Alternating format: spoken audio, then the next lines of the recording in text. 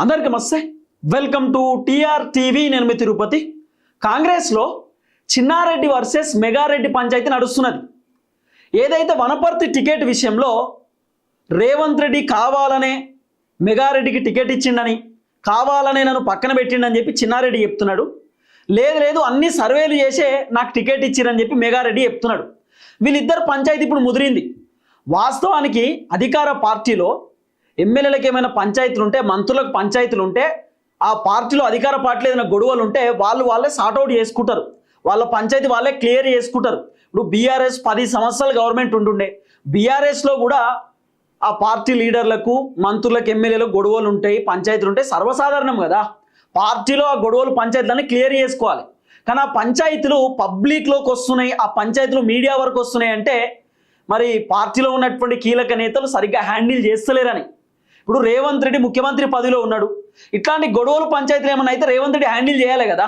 మరి రేవంత్ రెడ్డి ముఖ్యమంత్రి పదవిలో ఉన్నాడంటే రేవంత్ రెడ్డి తెలంగాణకు బాస్, రేవంత్ రెడ్డి ఎమ్మెల్యేలకు, మంత్రులకు కూడా బాసు. మరి అన్ని విషయాలు రేవంత్ రెడ్డి చూసుకోవాలి. కానీ అట్లా లేదు ఇప్పుడు కథ. రేవంత్ రెడ్డి పైన లీడర్లు తిరుగుబాటు చేస్తున్నారు. రేవంత్ రెడ్డి పైన బహిరంగంగా విమర్శలు చేస్తున్నారు. రేవంత్ రెడ్డి పైన లీడర్లు రకరకాలుగా మాట్లాడుకుంటున్నారు. అంటే ఓ రకంగా చెప్పాలంటే రేవంత్ రెడ్డి ఫెయిల్ అయిపోయాడు.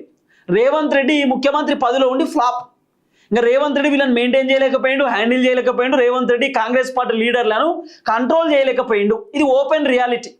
అయితే ఏం జరిగింది, ఏం కథ అన్నది ఒకసారి మనం మాట్లాడుకునేటటువంటి కార్యక్రమం చేస్తే, ఇప్పుడు టికెట్ పంచాయతీ నడుస్తున్నది. ఒకప్పుడేమో చిన్నారెడ్డి తెలియకుండా మెగారెడ్డి బీఆర్ఎస్ పార్టీ లీడర్లను తీసుకుంటుండని చెప్పి ఒక పంచాయతీ నడిచింది గతంలో. ఆ పంచాయతీ హైకమాండ్ దాకా పోయింది, హైకమాండ్ సెట్ చేసిరు, మాట్లాడారు, ఇదంతా జరిగినటువంటి వ్యవహారం. ఇప్పుడు ఎమ్మెల్యే టికెట్ పంచాయతీ నడుస్తున్నది. ఎమ్మెల్యే టికెట్ పంచాయతీ ఏంది తెలుసా? చిన్నారెడ్డి గట సోనియా గాంధీ టికెట్ ఇస్తా అని చెప్పిందట. టికెట్ ఇస్తా, నువ్వు పోటీ చేయమని చెప్పి చిన్నారెడ్డికి చెప్పిందట. కానీ రేవంత్ రెడ్డి మాత్రం మెగారెడ్డి దగ్గర నుండి డబ్బులు తీసుకొని రేవంత్ రెడ్డి మెగారెడ్డికి టికెట్ ఇచ్చిండు అనేది చిన్నారెడ్డి ఆరోపిస్తున్నటువంటి ఆరోపణ. మెగారెడ్డి ఏం చెప్తున్నాడు, మరి అట్లా నేను డబ్బులు ఇచ్చి టికెట్ తీసుకుంటే 6-7 సార్లు నువ్వు పోటీ చేసినావు కదా, నువ్వు కూడా డబ్బులు ఇచ్చి టికెట్ తీసుకున్నావా, నువ్వు కూడా డబ్బులు ఇచ్చి బీఫామ్ తీసుకున్నావా, నువ్వెట్లా పోటీ చేసినావో చెప్పాలి, నేను రేవంత్ రెడ్డికి డబ్బులు ఇచ్చినట్టు నేను నిరూపించాలని చెప్పి మెగారెడ్డి చిన్నారెడ్డి పైన సవాల్ చేస్తున్నాడు. సో ఇప్పుడు సవాల్ పంచాయతీ నడుస్తున్నది.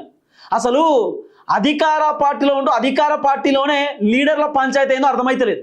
ఈ లీడర్ల పంచాయతీ మన తారాస్థాయికి చేరుతున్నది. రేవంత్ రెడ్డి కంట్రోల్ చేస్తలేడు, పిసిసి అధ్యక్షుడు మహేష్ కుమార్ గౌడ్ కంట్రోల్ చేస్తలేడు, Congress party in-charge Meenakshi Natarajan కూడా కంట్రోల్ చేసేటటువంటి పరిస్థితి లేదు. కాంగ్రెస్లో 3 లీడర్లు, రేవంత్ రెడ్డి, మహేష్ కుమార్ గౌడ్, మీనాక్షి నటరాజన్, ఉత్తమ్ కుమార్ రెడ్డి, చాలామంది సీనియర్ లీడర్లు ఉన్నా కూడా ఈ పంచాయతీలను కంట్రోల్ చేసే పరిస్థితి లేదు, ఫుల్ స్టాప్ పెట్టేటటువంటి పరిస్థితి కూడా లేదు, అట్లీస్ట్ మేనేజ్ చేసేటటువంటి పరిస్థితి కూడా లేదు. అంటే ఇంత ఘోరమైనటువంటి సిచ్యువేషన్ ఉన్నది. అసలు ఏం జరిగింది, ఏం కాదు అనేది కొంత పిన్ టు పిన్ మనం మాట్లాడుకునేటటువంటి కార్యక్రమం చేద్దాం. ఇగో మరో జీవన్ రెడ్డి లాగా తిరగబడుతా చిన్నారెడ్డి చెప్తున్నాడు. మరి జీవన్ రెడ్డి లేక తిరగబడి జీవన్ రెడ్డి లేక పార్టీ ఏమైనా మారుతాడా, కాంగ్రెస్ పార్టీకి రాజీనామా చేస్తాడంటే చేయడట.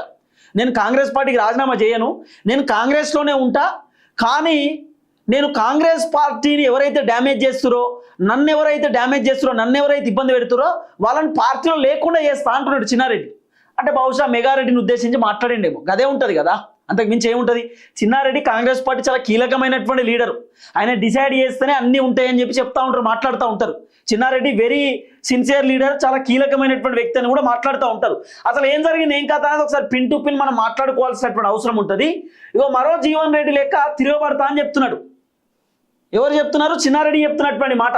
పోచారం అనిరుద్ రెడ్డి, రాజగోపాల్ రెడ్డి విమర్శలు మరవక ముందే బాంబు వేల్చిన చిన్నారెడ్డి. పాపం రేవంత్ అన్నకు టెన్షన్ల మీద టెన్షన్లు అయిపోయింది. రేవంత్ అన్న పైన పోచారం శ్రీనివాస్ రెడ్డి అగ్నేస్తున్నాడు, రాజగోపాల్ రెడ్డి అగ్నేస్తున్నాడు, అనిరుద్ రెడ్డి అగ్నేస్తున్నాడు, దానం నాగేంద్ర అగ్నేస్తున్నాడు. చాలా మంది లీడర్లు రేవంత్ రెడ్డి పైన వ్యతిరేకంగా మారిరు. రేవంత్ రెడ్డిని తిడుతురు, రేవంత్ రెడ్డిని విమర్శలు చేస్తురు, రేవంత్ రెడ్డి పైన కోప్పడుతురు. ఈ మధ్యకాలంలో కొండా సురేఖ కూడా రేవంత్ రెడ్డి పైన సీరియస్ ఉన్నది, ఉత్తమ్ కుమార్ రెడ్డి సీరియస్ ఉన్నాడు, పిసిసి అధ్యక్షుడు మహేష్ అన్న సీరియస్ ఉన్నాడు, ఇబ్రాహీంపట్నం ఎమ్మెల్యే కూడా సీరియస్ ఉన్నాడు. అందరూ సీరియస్గానే ఉన్నారు. పాపం రేవంత్ అన్నకి ఏం చేయాలో అర్థమవుతుంది. అందరు ఎమ్మెల్యేలు నా మీద పడరేంది, మంత్రులు నా మీద పడరేంది, లీడర్లు నా మీద పడరేంది అనేది రేవంత్ అన్న బాధ. మెగారెడ్డి రేవంత్ రెడ్డిలపై కాంగ్రెస్ సీనియర్ నాయకుడు చిన్నారెడ్డి సంచలన వ్యాఖ్యలు చేసిండు. ఆ సంచలన వ్యాఖ్యలు ఏంటంటే, సోనియా గాంధీ నాకు టికెట్ ఇచ్చి డబ్బులు లేకపోతే ఖర్చు పెట్టి గెలిపించమని రేవంత్కు చెప్పింది. చిన్నారెడ్డికి సోనియా గాంధీ టికెట్ ఇవ్వమని చెప్పిందట రేవంత్ రెడ్డికి. రేవంత్ నువ్వు చిన్నారెడ్డికి టికెట్ ఇయ్యి, ఆయన దగ్గర డబ్బులు లేకపోతే నువ్వే డబ్బులు పెట్టి గెలిపించుకో అవసరం అనుకుంటే అని చెప్పి రేవంత్ రెడ్డికి సోనియా గాంధీ చెప్పిందట.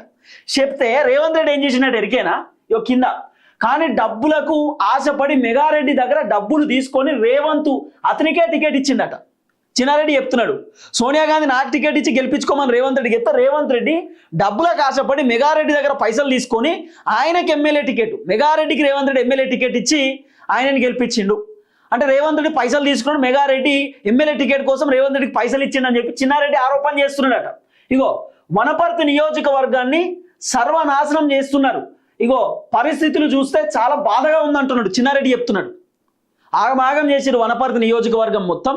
అసలు నాకు చాలా బాధ అవుతుంది, రేవంత్ రెడ్డి ఇదంతా కావాలని చేసి నాకు రేవంత్ రెడ్డి కావాలని టికెట్ ఇవ్వలేదని చెప్పి చిన్నారెడ్డి చెప్తున్నటువంటి మాట.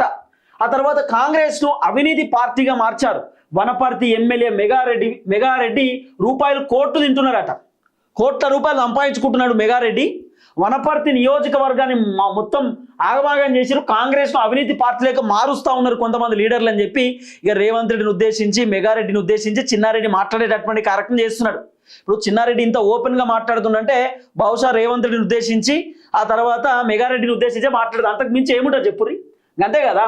ఇగో కాంట్రాక్టులు తన మనుషులకు రాలేదని మెగారెడ్డి పనులకు అడ్డుపడుతున్నాడని చెప్తున్నారట. ఇగో కాంట్రాక్టులట తమ మనుషులకు రాలేదని చెప్పి, ఎవరి మనుషులకు, చిన్నారెడ్డి మనుషులకు కాంట్రాక్ట్ పనులు వత్తలేవు అని చెప్పి చిన్నారెడ్డి కావాలనే మెగారెడ్డి పైన ఆరోపణలు చేస్తున్నాడు. మెగారెడ్డి పైన కావాలనే చిన్నారెడ్డి రకరకాలుగా మాట్లాడుతూ ఉన్నాడు, అదే కుట్ర పెట్టుకుండా అని చెప్పి మెగారెడ్డి చెప్తున్నాడు.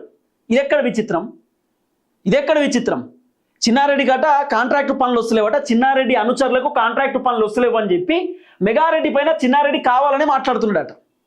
ఇదో కథ. ఇట్లా కొంత ఆగం. 10 ఏళ్ళు బీఆర్ఎస్ అధికారంలో ఉన్న సమయంలోనూ పార్టీ కార్యకర్తలను కాపాడుకుంటూ వచ్చా, చిన్నారెడ్డి చెప్తున్నాడు. 10 ఏళ్ళు బీఆర్ఎస్ అధికారంలో ఉన్నప్పుడు కూడా నేను పార్టీని కాపాడుకుంటూ వచ్చిన, పార్టీలో నేను క్రియాశీలక పాత్ర పోషించిన, కార్యకర్తలను కాపాడుకుంటూ వచ్చిన. ఇప్పుడు మెగారెడ్డి వచ్చినాక మొత్తం ఆగమైపోయిందని చెప్పి పాపం చిన్నారెడ్డి చెప్తున్నటువంటి మాట. ఇగో మెగారెడ్డి నా అనుచరులను కూడా ఇబ్బంది పెడుతున్నాడు, జీవన్ రెడ్డిలా నేను కూడా తిరగబడతా అంటున్నాడు. ఏమంటున్నాడు చిన్నారెడ్డి, మెగారెడ్డి నా అనుచరులను ఇబ్బంది పెడుతుండు, ఒరిజినల్ కాంగ్రెస్ పార్టీ లీడర్లను ఇబ్బంది పెడుతుండు, కాంగ్రెస్ పార్టీ కార్యకర్తల లీడర్లను పట్టించుకుంటలేడు, అసలు ఇష్టానుసారంగా వ్యవహరిస్తున్నాడు, కాబట్టి నేను కూడా జీవన్ రెడ్డి లెక్క తిరగబడేటటువంటి రోజు వస్తుంది, అప్పుడు మీరు తట్టుకోలేరు అని చెప్పి చిన్నారెడ్డి చెప్తున్నటువంటి మాట. కానీ నేను కాంగ్రెస్ పార్టీని వదిలి వెళ్ళను, మెగారెడ్డి లాంటి తప్పుడు గాళ్లను పార్టీ నుండి తరిమేస్తాను అని చెప్పి చిన్నారెడ్డి చెప్తున్నటువంటి మాట. ఇక రేవంత్ రెడ్డి పైన బాంబు వేల్చిండు. రేవంత్ రెడ్డి పైసలు తీసుకున్నాడు, రేవంత్ రెడ్డి పైసలు తీసుకొని మెగారెడ్డికి టికెట్ ఇచ్చిండు, నాకు టికెట్ రాకుండా చేసిండు అని చెప్పి చిన్నారెడ్డి ఓపెన్గా చెప్పేసేటటువంటి కార్యక్రమం చేసిండు. ఇక మనం ఏమనుకోవాలి, ఇప్పుడు రేవంత్ రెడ్డి అవినీతి పరుడు అనుకోవాలా, లేకపోతే పైసలు ఇచ్చి టికెట్ తెచ్చుకున్నటువంటి ఎమ్మెల్యే అవినీతి పరుడు అనుకోవాలా, ఏంది అర్థమైంది? రేవంత్ రెడ్డి పైన ఇట్లా మస్తుగా వచ్చినాయి ఆరోపణలు. రేవంత్ రెడ్డి టికెట్లు అమ్ముకున్నాడని, బీఫామ్లు అమ్ముకున్నాడని, రేవంత్ రెడ్డి పైసలు తీసుకుని రకరకాల ఆరోపణలు వచ్చినవి. నిజమా కాదా మనకు తెలియదు, కానీ సొంత పార్టీ నేతలే, సొంత పార్టీ లీడర్లే రేవంత్ రెడ్డి పైన ఇటువంటి ముచ్చట్లు చెప్తుంటే, రేవంత్ రెడ్డి పైన ఇట్లా విమర్శలు చేస్తుంటే మనలాంటి వాళ్ళకి కూడా నిజమే అనిపిస్తుంది కదా, అరే నిజమే కావచ్చు, అందుకే సొంత పార్టీ లీడర్లకి ఇట్లా మాట్లాడుతున్నారు, సీనియర్ లీడర్లకి ఇట్లా మాట్లాడుకుంటున్నారు, ఏదో జరిగి ఉండొచ్చు, ఏదో సంథింగ్ హ్యాపెండ్ అని చెప్పి మనం కూడా అనుకుంటాం కదా. వెరీ ఎగ్జాంపుల్, అంటే సర్వసాధారణం కదా, ఎవరికైనా ఆ రకరకాల డౌట్ వస్తుంది. కాబట్టి అసలు సొంత పార్టీలో గిన్ని పంచాయతీలు, గిన్ని గొడవలు అవుతుంటే రేవంత్ రెడ్డి ఎందుకు హ్యాండిల్ చేయలేకపోతున్నాడు, రేవంత్ రెడ్డి ఎందుకు ఫుల్ స్టాప్ పెట్టలేకపోతున్నాడు, రేవంత్ రెడ్డి ఎందుకు ఈ లీడర్ల మధ్యలో ఉన్నటువంటి గొడవను ఆయన పరిష్కారం ఎందుకు చేయలేకపోతున్నాడు అనేది అసలు $1 మిలియన్ క్వశ్చన్ మార్క్. ఎవరికి అర్థమైతే లేదు. సరే, రేవంత్ రెడ్డి పైన వీళ్ళు విమర్శలు చేస్తున్నారు అనుకుందాం, చాలా మంది లీడర్లు ఉన్నారు కదా కాంగ్రెస్లో, ఆ లీడర్లు కూడా చేతులు ఎత్తేసేటటువంటి కార్యక్రమం చేసిరే, మేము మంచిగా చాలు, మిగతా వాళ్ళు ఎటన్నా పోని, ఆయన తిరిగి మళ్ళీ నా దగ్గరికి వస్తారేమో, నా దగ్గరికి పంచాయతీ వస్తుంది, నా మీద అంటారు మళ్ళీ, అంటే ఇదంతా లొల్లేందుకు, నేను మంచిగున్నా కదా, నేను చల్లగున్నా సరిపోతుందని అనుకుంటారేమో మరి బహుశా. ఇప్పుడు గిట్ల లొల్లిలు పెట్టుకుంటే మళ్ళీ గెలుతారనుకుంటారా వీళ్ళు? గెలిచే పరిస్థితి లేదు. ఆల్రెడీ కాంగ్రెస్ ఎంత ఇజ్జత్ వాళ్ళని ఇజ్జత్ పోయింది కాంగ్రెస్ గవర్నమెంట్ది. కాంగ్రెస్ పైన భయంకరమైనటువంటి వ్యతిరేకత వచ్చింది. కాంగ్రెస్ ప్రభుత్వాన్ని జనాలు పొట్టు తిట్టేటటువంటి కార్యక్రమం చేస్తున్నారు. కాంగ్రెస్ పైన జనాలు మండిపడుతున్నారు.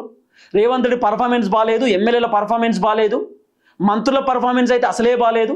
అసలు కాంగ్రెస్లో వాళ్ళే పంచాయతీలు, వాళ్ళే గొడవలు, వాళ్ళే కొట్లాటలు, వాళ్ళకి సంబంధించినటువంటి లొల్లులు, అసలు చాలా విచిత్రం ఉంటుంది కాంగ్రెస్లో. కానీ కాంగ్రెస్లో ఏదైనా పాసిబుల్. మళ్ళీ ఇలా కొట్టుకున్నోడు రేపు మళ్ళీ కలిసిపోతారు. ఇలా లీడర్కు పదవి వచ్చింది అనుకో, కథమే. ఇక మనం అంత ఒకటేగా అన్న, ఏదో తెలిసి తెలియక మాట్లాడినా ఏముంటుంది అన్న అని మళ్ళీ కలిసిపోతారు. వెరీ సింపుల్ ఉంటుంది. కాంగ్రెస్లో ఏదైనా సాధ్యం. రేవంత్ రెడ్డిని ముఖ్యమంత్రి పదవిలోకి వెళ్ళి తీసేయడం సాధ్యం, కొత్త మంత్రులను పెట్టడం సాధ్యం, మంత్రులను తొలగించడం సాధ్యం, అన్నీ సాధ్యమవుతుంది. కాంగ్రెస్లో ఎవ్రీథింగ్ హ్యాపెండ్, అన్నీ జరుగుతాయి కాంగ్రెస్లో. కాబట్టి కాంగ్రెస్ పార్టీని అంత ఈజీగా మనం అంచనా వేయలేం. ఏది జరిగినా ఆశ్చర్యపోవాల్సినటువంటి అవసరం లేదు.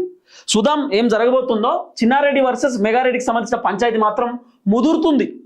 రేవంత్ అని ఇవన్నీ చూసి ఎక్కడ కథ అని చెప్పి బాధపడుతుండ అన్న. రోజు రోజు రేవంత్ అనకు కొత్త కొత్త పంచాయతీలు వచ్చి పడుతున్నాయి. చూద్దాం. అందరికి నమస్తే, థ్యాంక్ యూ సో మచ్. జై తెలంగాణ.